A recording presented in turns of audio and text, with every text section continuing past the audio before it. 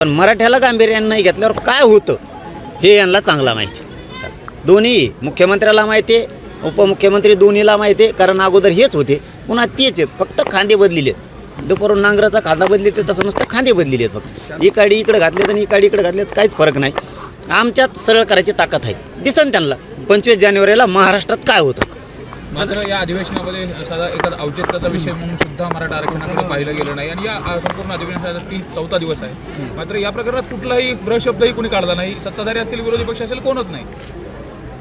त्यांचं भागलं असेल ना, आता त्यांचं भागलं असेल एखाद्या वेळेस, पण त्यांना हे माहीत नाही पुन्हा मराठ्यांच्या दारातून जायचं हे त्यांच्या ध्यानात नाही. आणि सरकारलाही सांगतो, तुम्ही या अधिवेशनात किमान मराठा आरक्षणाचा विषय तडीला काढा.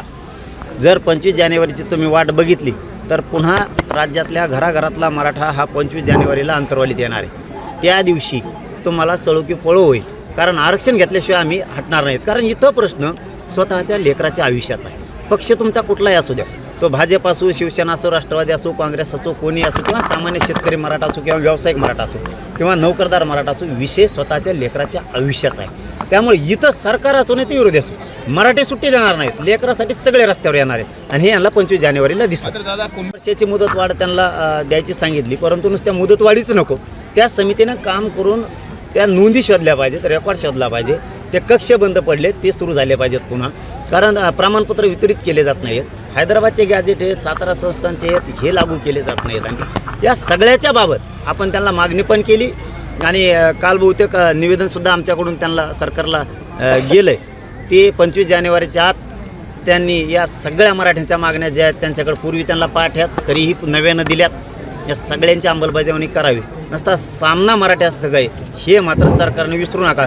तुम्ही कितीही सत्तेत असाल, कितीही बलाढ्य असाल, मराठ्यांपुढं सत्ता फित्ता टिकत नाही हे तुम्हाला 25 जानेवारीला दिसत. कारण मराठा समाज या राज्यातला सगळा, नोकरदार वर्गापासून ते सामान्य मराठा, सगळा 25 जानेवारीला अंतर्वलीत कामधंदे बंद करून येणार. मराठा आणि कुणबी एकच आहे. आमचा व्यवसाय शेती, कुणबी आणि मराठा एक आहे.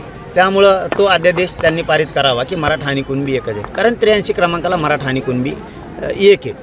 आणि हैदराबादचं गॅजेट आहे, सातारा संस्थांचं गॅजेट आहे, बॉम्बे गव्हर्नमेंटचं आहे, औंध संस्थांचं आहे. या गॅजेट तातडीनं लागू करायचे, कारण हैदराबादच्या गॅजेटमध्ये मराठ्यांच्या कुणबी नोंदी आहेत. सरसकट मराठवाड्यातला त्यामध्ये बसतोय, सरसकट सगळ्या स्वरीची अंमलबजावणी करायची त्यांना.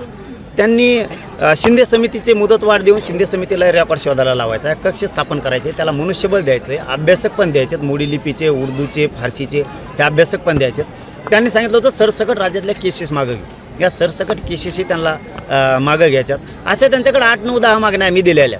त्या सगळ्या मागणीची अंमलबजावणी त्यांनी तातडीनं करायची 25 जानेवारीच्या आत. नसता सरकारमध्ये बसूनसुद्धा हे मराठी तुम्हाला पश्चाताप करायला लावणार की सत्तेत असूनसुद्धा उपयोग नाही. शेवटी मराठ्यांपुढं सत्ता चालत नाही हे मराठी सिद्ध करणार आहेत. यावेळेस तुम्हाला मात्र सळो की पळो आम्ही करणार, जर तुम्ही 25 जानेवारीचं आरक्षण नाही दिलं तर.